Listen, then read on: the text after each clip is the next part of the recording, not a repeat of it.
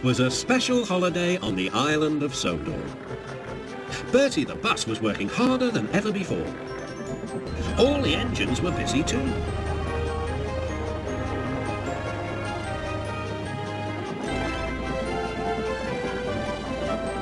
Duck was waiting for his next journey.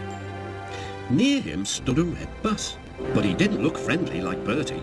The bus growled as he gazed at the happy passengers. "Stupid nonsense," he grumbled.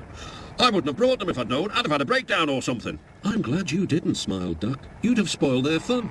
"Ah, enjoyment is all you engines live for. One day railways will be ripped up." Duck felt shocked at such an idea.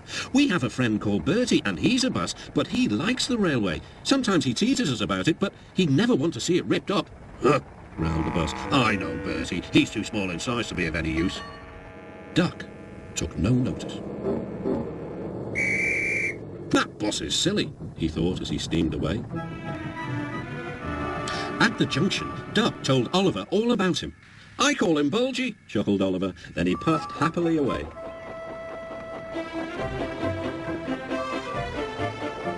But that afternoon, when the two engines met again, Oliver was no longer laughing.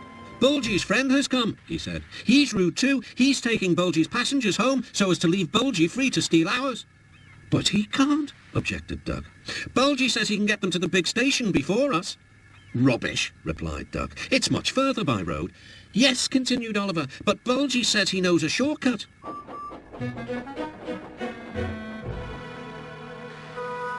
That evening, the engines were preparing for the homeward rush.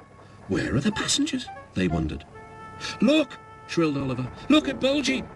He's a mean scarlet deceiver!" Bulgy was wearing a large sign saying "Railway Bus." "Yaboo snubs!" he jeered as he roared away. "Come on," puffed Duck to his coaches. "Let's see what he's up to."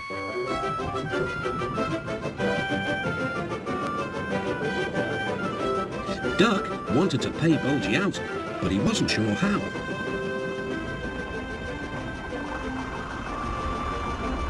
Then, in the distance, Duck saw a man waving a red flag.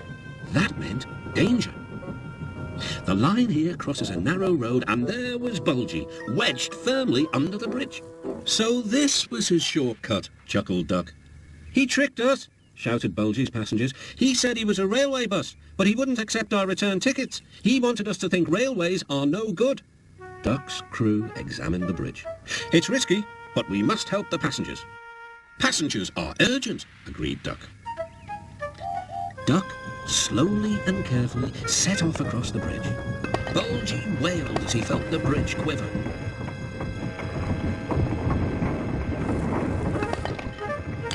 "Stop!" he shouted. "It might fall on me." "That would serve you right for telling lies," said Duck. But the bridge didn't collapse. Duck made good time, and all the passengers caught their trains. The bridge is now mended, but not, unfortunately, Bulgy and his ways. He never learned sense. He's a hen house now, and his lies can do no harm. The hens never listen to them anyway.